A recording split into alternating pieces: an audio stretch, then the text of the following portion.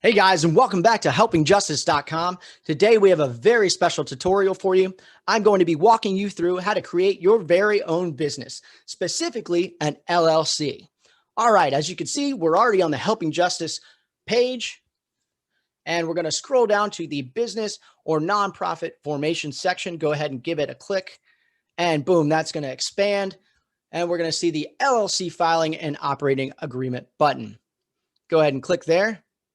And that's going to bring us to the LLC filing and operating agreement page. Now, Helping Justice has laid out the three main components to forming your LLC. We've provided an example for how to create your articles of organization with your specific state. Here, we've shown you an example of how to do that through the Oklahoma's website. Each state will have their own website in order to help you and walk you through how to file and register your articles of organization with your state. That is the first step for creating the LLC. Below that, we have the operating agreement section, but we're going to come right back to that because I want to talk about the tax information portion here. Okay, we provided a link to the IRS for you to apply for your employer identification number. Okay, it should take you around 5 to 10 minutes to complete this free service, and you're going to need it. All right, it's essentially like your business's social security number. Okay, it's going to be necessary when you file for taxes for your business. All right, let's go back up. Now, operating agreement's very important. This is going to tell everybody how your business is supposed to run. Okay, let's go ahead and click on member managed template just to give you an idea of what it's going to look like.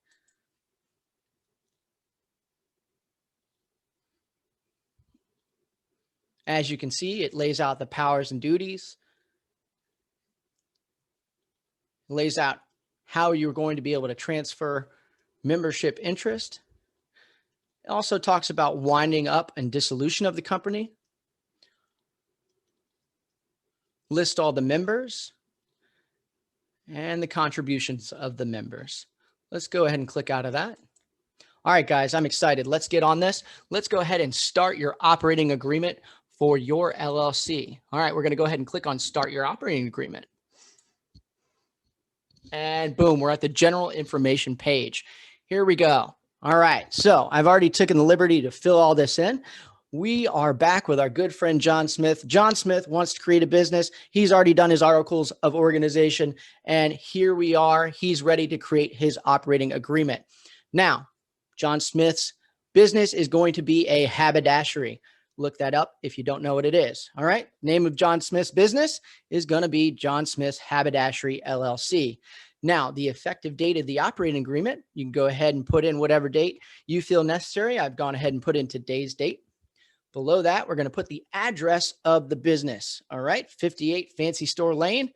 Below that, you're going to put in the city, the state, and the zip code of your business. Now, here's an interesting portion.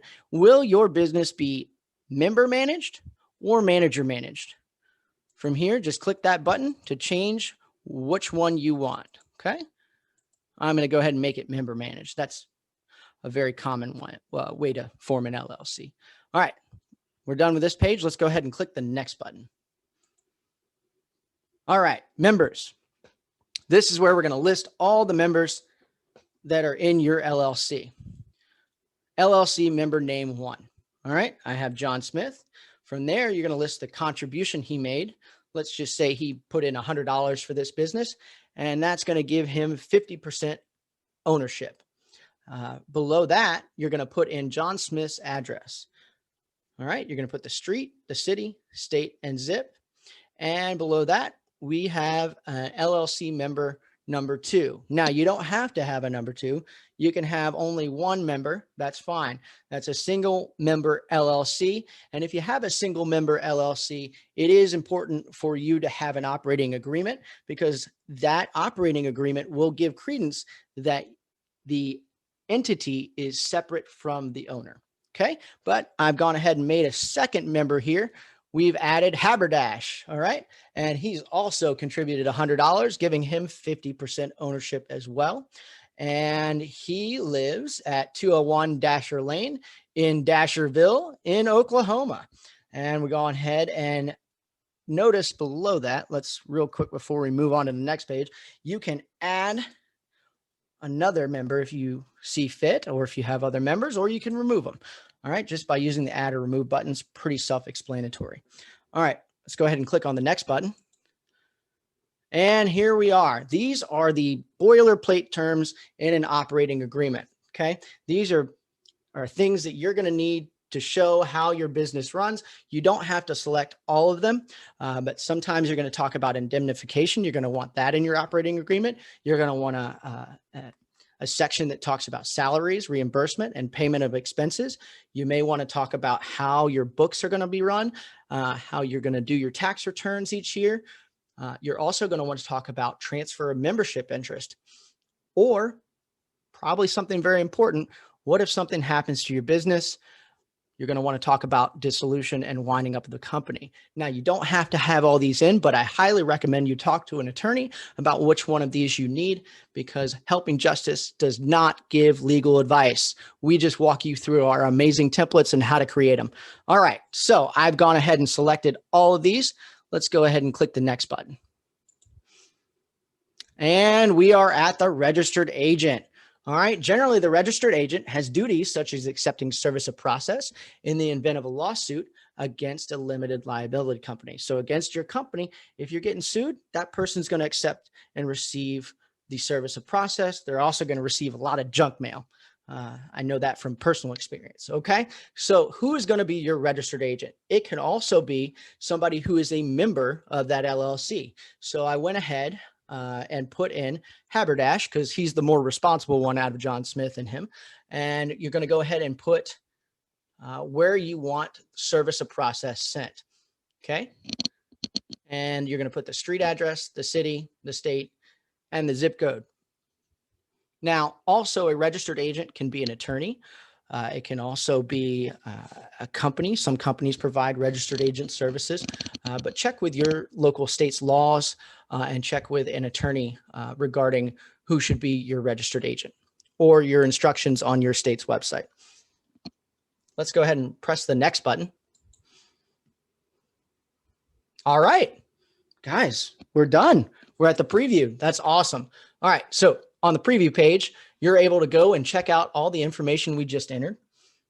All right. And you're going to have to see the general information, the members, the sections you chose, and the registered agent you've chosen for your LLC. Now, if you want to go back and change any information, for example, let's go to the edit button.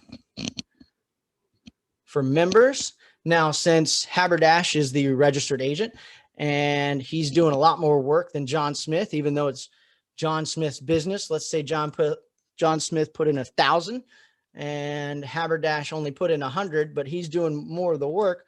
So let's say John Smith's the angel investor as the agreement. He gets his name on the business. Boom. John Smith gets 55%. Haberdash gets 55. John Smith, we're going to give him 45%. All right. Instead of clicking through all the buttons again, we can just go back through the preview page here. And there we are. And you can check to see if everything has changed. As you can see, the percentages have changed, as well as the contribution. Once you're satisfied with all the information you've entered, you can go ahead and press the next button if you want the success page. That is not necessarily. You can always download your operating agreement at any time. But let's go ahead and download it and look at what we created.